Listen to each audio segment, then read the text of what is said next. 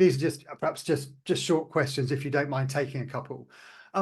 One is around perhaps the difference between leadership, which is often considered those in authority, and then leaders of teams, hands-on leaders. Leadership, authority, those in authority make a decision, let's call them directors, and then we have the leaders in the business that have to run the business on a day-to-day basis. Do you have any top tips for that level of leadership that have to activate this new way of working? So for me, I call it, the leaders who make it work. Whatever has been decided, mandated, decreed, set up, now you go make it work, you go make it happen. And I think for those leaders, there's two things that I would really encourage them to think about. So how do you make it work? So where is your freedom? Where's your freedom to act? So what can I do for my team to carve out a space? And I would encourage you to look at something that I call team agreements. Now, that's not necessarily how we're going to talk to each other. We're going to create an environment which is safe and open, and that's important stuff. But this is much more practical, much more operational. It's about meetings.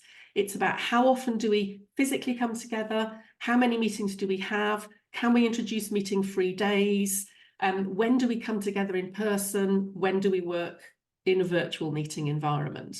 Combine that with how can we shift the way of working to more asynchronous working, and how do we agree when what I call our open collaboration hours. So when are we all going to be available? PJ, you and I are available between 9 and 10:30, every Monday and Thursday. And that's our open time. We may not need it, but we know that we're going to be available for each other to just kind of have a bit of a chat about, how are you progressing with this? And can you help me with this?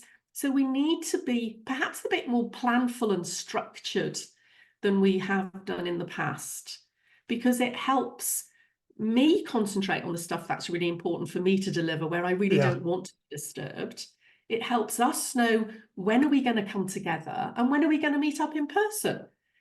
We had coffee earlier on this week. We covered loads and loads of stuff. And that was great. And that's really important, as well as it is being really focused on the work that we're doing together now to generate this podcast.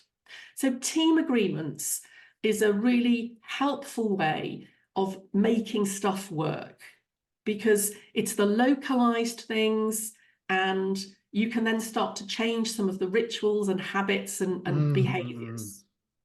Thank you.